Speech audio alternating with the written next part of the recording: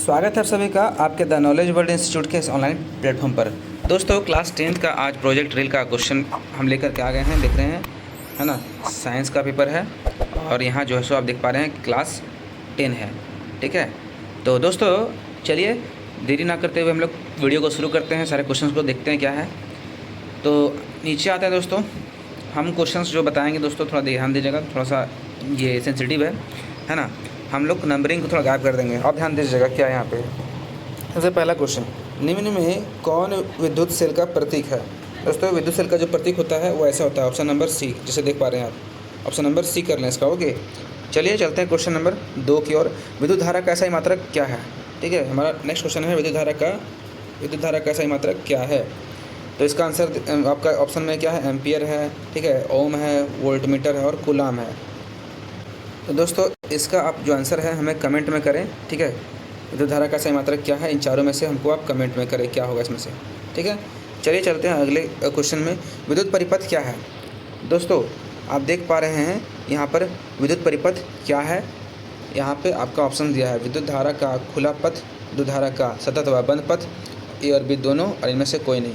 दोस्तों अगर हम बात करें विद्युत धारा क्या है, तो विद्युत धारा में जो है ना बिजली जो है सो चलती रहती भी है और बंद भी होती है। जैसे स्विच दिया जाता है ना, तो आप बोल सकते हैं कि खुला पथ भी है और बंद पथ है, दोनों पथ है, यानी कि ऑप्शन नंबर सी हमारा है सो सी सही हो जाएगा, ठीक है। खुला पथ विद्युत धारा जो है सो विद्युत का खुला पथ और बंद पथ दोनों है, ठीक है। खुला पथ और सतत पथ जिसको बोलते हैं, मतलब बंद पथ और खुला सेम ही हो गया, ठीक है। कहने का मतलब ए और बी दोनों है। चलिए आगे चलते हैं। किस यंत्र द्वारा विभवांतर को मापा जाता है। तो दोस्तों इसका हम लोग ऑप्शन पढ़ते हैं, एमीटर है, गैल्वेनोमीटर है और वोल्टमीटर है, उपरोक्त सभी है। तो दोस्तों यहाँ गड़बड़ी ना करें, मैं ये कहूँगा, क्योंकि बहुत सारे बच्चे लोग कन्फ्यूज़न में रहते हैं, देखते हैं उपरोक्त सभी तो सभी मार देंगे। सभी नहीं मारना है आपको।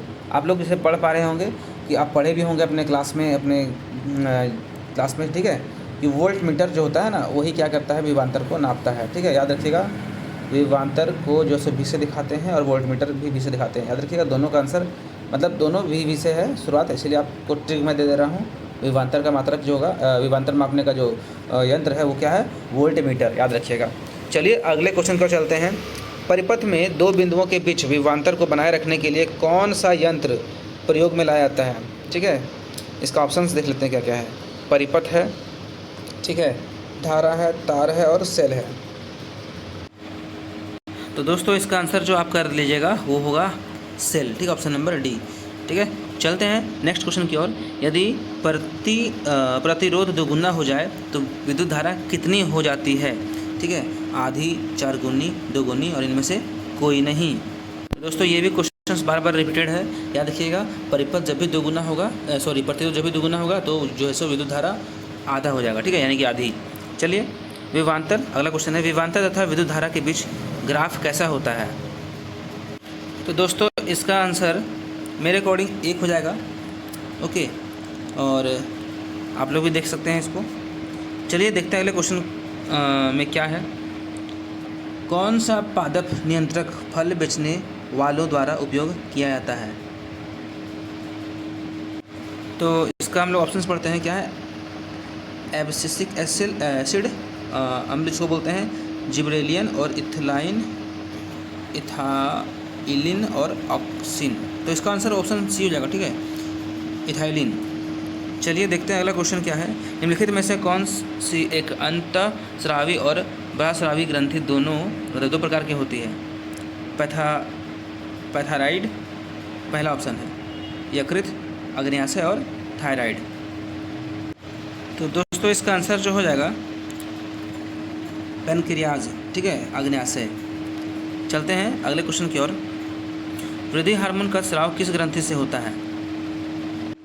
तो दोस्तों इसका जो आंसर हम लोग पढ़ते हैं ऑप्शंस में क्या है, थायराइड ग्रंथि, एड्रेनल ग्रंथि और पीयूष ग्रंथि और थाइमस ग्रंथि। तो दोस्तों पीयूष ग्रंथि, ठीक है, पीयूष ग्रंथि से ही इसका जो है सो स्राव होता है वृद्धि हार्मोन का, ठीक है, ऑप्शन नंबर सी कर लीजिएगा। चलिए देखते हैं आगे का क्वेश्चन क्या है।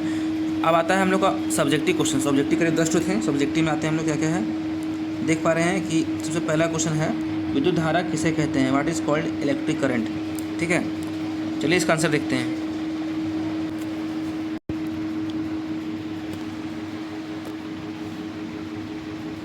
देख रहे हैं कि किसी चालक में प्रति सेकंड में प्रवाहित आवेश की मात्रा को जो सो विद्युत धारा कहते हैं, ठीक है। और इसमें जो देखते हैं कि मानक चाल में 30 सेकंड में प्रवाहित धारा Q है, प्रवाहित आवेश Q है। धारा का जो हो जाएगा फॉर्मूला आवेश बटा समय, ठीक है। मतलब इलेक्ट्रिक करंट बराबर क्या हो जाएगा, Q/T, ठीक। आप इसको कर लें। चलते हैं अगले क्वेश्चन की ओर। दोस्तों हमारा अगला क्वेश्चन है कि प्रतिवर्ती चाप कहाँ बनते हैं, ठीक है। तो दोस्तों देख पा रहे हैं कि प्रतिवर्ती चाप कहाँ बनते हैं। इसका क्वेश्चन आंसर, प्रतिवर्ती चाप मेरु रज्जु में बनते हैं और प्रतिवर्ती चाप आगम तंत्रिका और निर्गम तंत्रिका का योगदान है, ठीक है। इसको आप लोग लिख लें। चलिए चलते हैं हम अगले क्वेश्चन की ओर। देख रहे हैं अगला क्वेश्चन क्या है कि एक विद्युत परिपथ में प्रतिरोधों के मुख्य रूप से कितने प्रकार से जोड़ा जा सकता है। दोस्तों एक विद्युत परिपथ में प्रतिरोधों को मुख्य रूप से 2 प्रकार से जोड़ा जाता है, ठीक है। हम यहीं पे बता रहे हैं आंसर। पहला होता है श्रेणी क्रम, ठीक है, लिख लीजिएगा श्रेणी।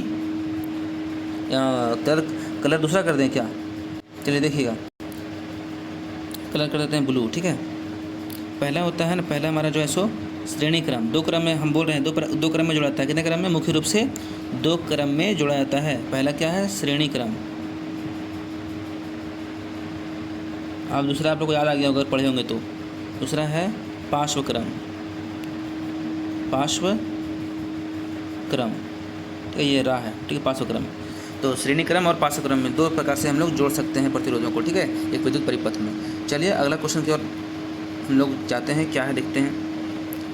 छुई मुई पादप में गति तथा हमारी टांगों में होने वाली गति के तरीके क्या अंतर है। जैसा कि आप लोग देख पा रहे हैं दोस्तों कि छुई मुई पादप में और हमारी टांगों में होने वाली गति में अंतर। इसमें देख रहे हैं इस पादप में गति का आधार स्पर्श होता है, ठीक है, किसमें, छुई मुई में। और इसमें गति का आधार मानव तंत्रिका तंत्र होता है हमारे में, ठीक है, हमारी टांगों में। आगे देखिए, सूचना के हस्तांतरण के लिए कोई विशेष ऊतक नहीं होता है, ठीक है।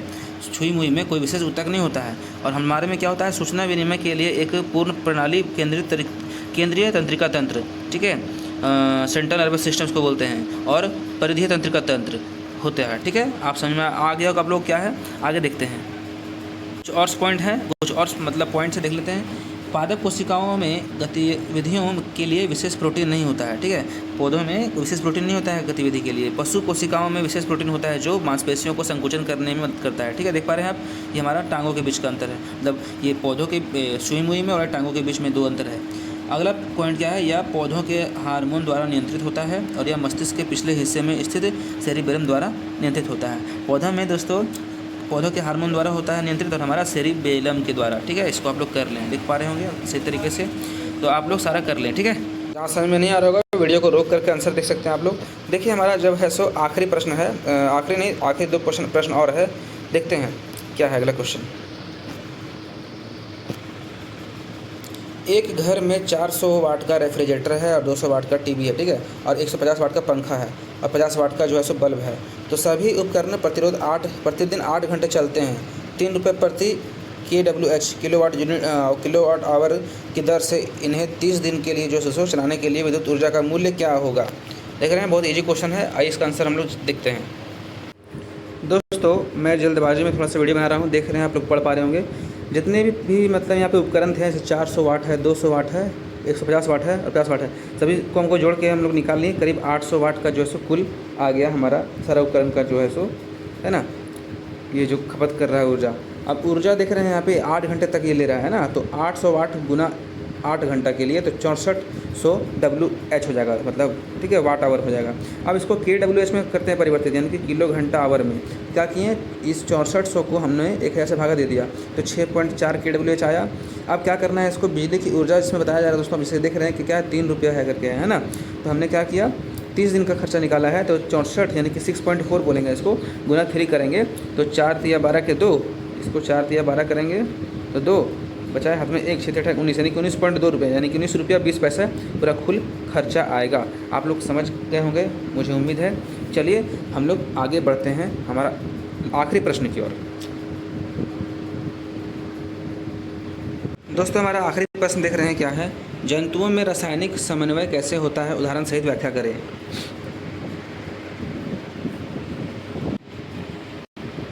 जंतुओं में रासायनिक समन्वय कुछ रासायनिक पदार्थों जिन्हें हार्मोन कहते हैं के द्वारा होता है। ये अंतःस्रावी ग्रंथियों द्वारा स्रावित होता है। स्रावित होने वाले हार्मोन के समय और मात्रा का नियंत्रण पुनर्भरण क्रिया से किया जाता है। दोस्तों इसको आप लिख लें, हमारा आखिरी प्रश्न का आंसर था।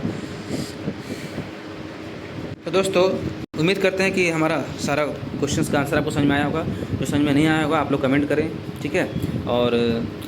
और आप लोग अपना दोस्तों एक बात बताना चाहते हैं कि हम वीडियो बहुत ही मुश्किल से बहुत ही कम समय में बनाते हैं, बहुत ही प्रॉब्लम्स के साथ। तो थोड़ा सा आप लोग वीडियो को लाइक कर दें और कमेंट कर दें अपना प्यारा सा, आप कौन से ज़िले से देख रहे हैं झारखंड के, है ना, वो मुझे पता चल जाए। और दोस्तों चैनल पे आए तो चैनल को सब्सक्राइब कर लें, वीडियो को दोस्तों में शेयर जरूर कर दें और बने रहें हमारे चैनल के साथ। ये आपसे मतलब रहेगा उम्मीद। चलिए मिलते हैं अगले वीडियो में, तब तक thank you, welcome in the next video और all the best for exam.